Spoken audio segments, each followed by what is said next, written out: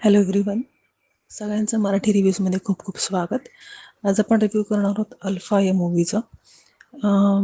Actually मी review करणार नव्हते, परंतु सबस्क्रायबर कमी व्हायला लागलेत, सो आय हॅव टू हा रिव्ह्यू करणं गरजेचं होतं.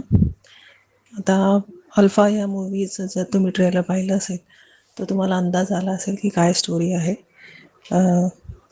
सीता हिचं कॅरेक्टर प्ले केलेलं आहे आलिया भटने आणि दुर्गा हे कॅरेक्टर प्ले केलेलं आहे शर्वरी ने.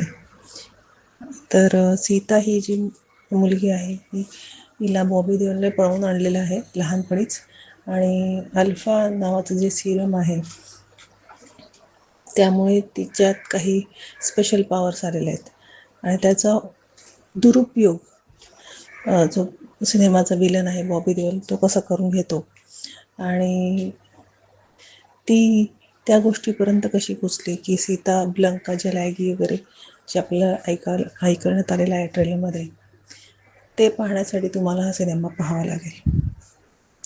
ही होती थोडक्यात स्टोरी. आता जास्त स्टोरीच्या खोलात मी जाणार नाही, कारण आपण धुरंधरसारखा सिनेमा पाहिलेला आहे. आपल्याला पीक डिटेलिंगची सवय झालेली आहे, आपल्याला रॉ गोष्टी बघायची सवय झालेली आहे, आपल्याला ॲक्च्युअलमध्ये काय मारामारी असते किंवा की जेव्हा गोळ्या चालतात तेव्हा त्या गोळ्या लागतात लोकांना ह्याची सवय झालेली आहे. सो हिरो आहे म्हणून त्याला गोळ्या लागणारच नाही, तो मरणारच नाही, ही जी कन्सेप्ट जुन्या काळापासून चालत आली होती ती आता नाही चालणार.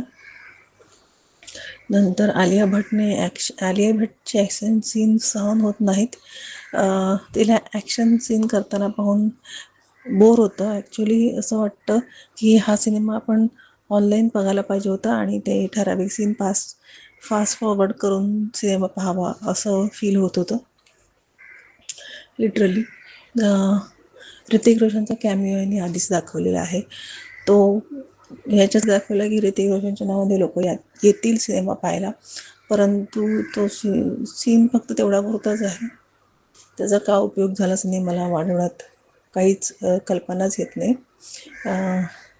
पहिल्या हाफमध्ये सिनेमा बिल्डअप करायचा प्रयत्न करतो, आम्ही खूप सिरियसली काही सिनेमा वेगळा बनवायचा प्रयत्न केला आहे असं दाखवायचा प्रयत्न करतो, परंतु नंतर तेच सगळं आपल्याला पाहायला मिळतं जिथे पूर्वी वायरफच्या सिनेमात पाहायला मिळायचं तेच पाहायला मिळतं आहे. जेव्हा आपण पहिल्यांदा वायरफ बघायचो तेव्हा त्याच्यात तेवढ्या त्या गोष्टी खटकायच्या नाहीत, कारण आपण टेकन फॉर ग्रँटेड होतं की हे असं असणार आहे, हे असं असणार आहे, हे असंच असणार आहे. परंतु आता रिॲलिटी बेस्ड सिनेमे येतात, कंटेंट बेस्ड सिनेमे येतात, त्याची आपल्याला सवय झाली. सो हे सगळं डोईजोड होतं आहे. त्याच्यासाठी एवढा पैसा इन्व्हेस्ट करायचा आणि ते जाऊन थिएटरला बघायचं आणि त्याच्यात आपण बोर होणार, त्याला काही पॉईंट उरत नाही, राईट. आलिया भटचं काम असं म्हणतात की लोकांनी चांगलं काम केलं आहे, पण मला समजतच नाही ती ॲक्टिंग करते का काय करते. तिच्यापेक्षा शर्वरी वाघ जी आहे ती जास्त चांगली वाटली मला. अनिल कपूरचं जे कॅरेक्टर आहे तो अगदी बिचारा बाप दाखवला आहे त्यांनी. रॉ चीफ म्हणून ज्या प्रकारे दाखवायला हवा ते नाही आलेलं आहे. सो अजून आता काय सांगू मी तुम्हाला. सो ह्या सिनेमाला जर रेटिंग द्यायचं असेल तर हा सिनेमा बिलो ॲव्हरेज आहे, ह्याला मी 5 पैकी 2 स्टार देईन. तुम्ही जर हा सिनेमा पाहिला असेल तर तुम्हाला कसा वाटला तेही सांगावं आणि प्लीज माझ्या चॅनलला लाईक शेअर सबस्क्राईब करा. Thank you so much.